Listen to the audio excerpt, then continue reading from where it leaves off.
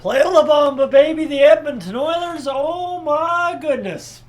Yes, indeed. Skate away with a very important victory over top of the Tampa Bay Lightning. A well-fought, well-earned victory from start to finish for the Oilers. We're starting to see, I told you, it's that post-November 24th where the Oilers start figuring out how to play hockey again. To somewhere, nowhere, somewhere. And all of a sudden, we're 16, 10, and 2. I know the graphic says 15. It'll update when Sportsnet figures out the Oilers won. I know the NHL had to figure that out there with 8.2 seconds as well. But the referees make the correct call. You can't see nothing. You don't know where that puck was. Did it cross the line? Probably.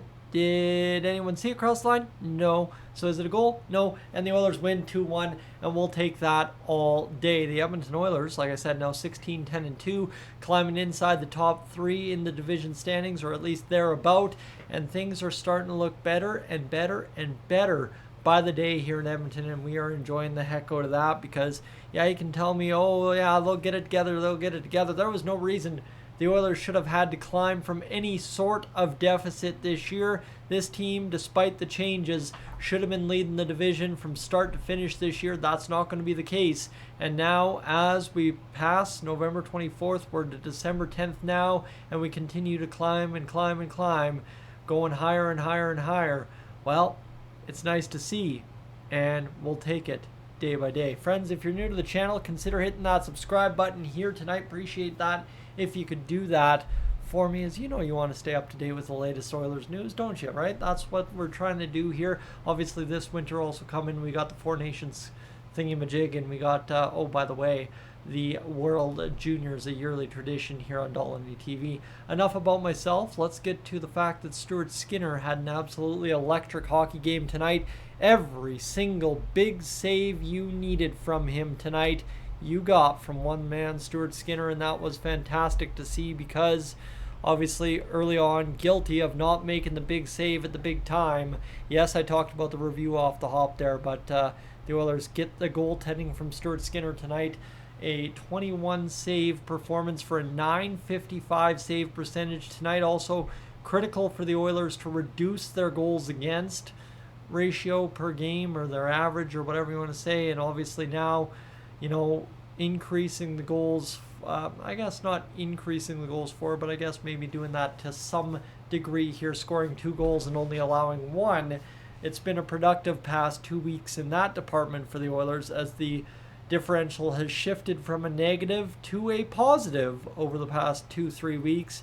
And now Stuart Skinner suddenly starting to look like regular season form Skinner in the back half of the year, where he creeps up closer to that 900-905 average. So we'll see what comes from him. Obviously tonight, 2 goals on the breakaway.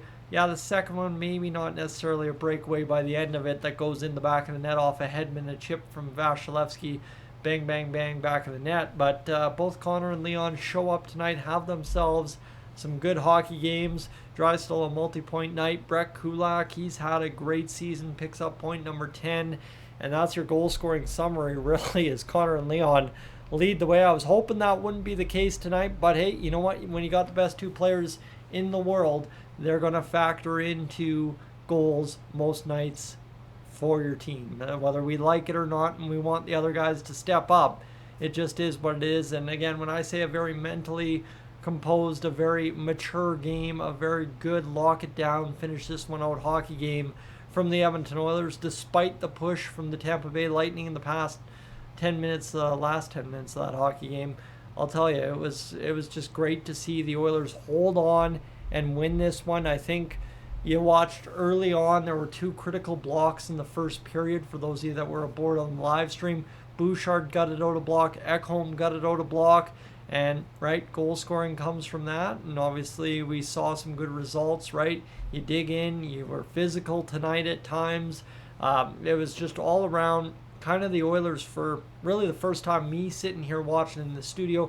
I've watched plenty of games out of the studio this fall so far, but over to the studio, I've watched good results. In the studio, not so much tonight. Really just the Oilers touched on all aspects of their game that after November 24th last year were so good. And the Oilers did that again, ran that formula tonight, new players in tow, and came up with a winning result, which is always awesome to see. So, hats off again to Stuart Skinner for coming up with a big effort, but the defense dug in. The defense was physical when need be. You'll watch some Brett Kulak animosity on the ice, which again is nice to see. You watched obviously as well the Oilers' fourth line at times have some bright spots. There were tons of great things out of this hockey game, even though at times in that second period I feel it got a little bit slow. It just seems like the Oilers are starting to find that form where all of a sudden multiple boxes per game get checked with the big green check mark, and you start winning hockey games because of it. You start piling up points because of it, and suddenly by March 10th we have a playoff position locked up, and we're talking about our formula to win the division. So I know it's December 10th, but hey, you know what? This is the time of year last year where things really started coming together for this club, and this is where we find ourselves here December 10th in 2024. Friends, thanks for being aboard here this evening. Obviously, like I said, it's just nice to be able to talk positives about this team. And when they touch as many aspects of their game from last year late in the season that they did here tonight, and really just get the result, that's the big part. It could have been a different result if you didn't, hit all those boxes. But they did, and it's a 2-1 victory over top of the Tampa Bay Lightning, in which the Oilers get the victory, and love to see every little bit of it. You only allow one goal against, not a ton of guys to blame for a poor effort tonight in that result. Friends, I am up on Odie here. Have yourself a great evening. Enjoy whatever post-game festivities you get up to.